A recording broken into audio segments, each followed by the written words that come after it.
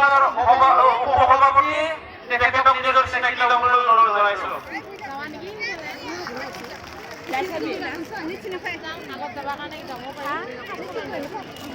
মহেশ্বৰ শইকীয়া তেখেতে আমাৰ মাজত ভাষণ দাঙি ধৰিছে, তেখেত অৰ্গেনাইজিং ছেক্ৰেটাৰী হয়, তেখেতকো মই নিজৰ চিনাকি ল'বলৈ অনুৰোধ জনাইছোঁ।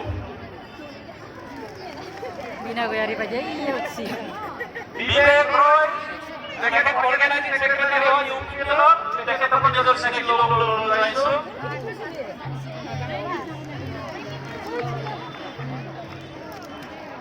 মাৰিয়াম টপো বাইদেউ তেখেতকো নিজৰ চিনাকি ল'বলৈ অনুৰোধ জনাইছোঁ, তেখেতে উমেন সেলৰ উপসভাপতি।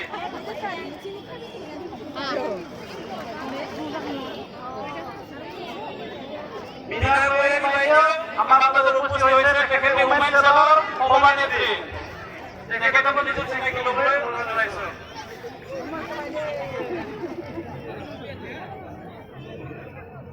কমল চৌধুৰী ছেক্ৰেটাৰী হয় ইউপিএলৰ, তেখেতকো নিজৰ চিনাকি ল'বলৈ অনুৰোধ জনালোঁ।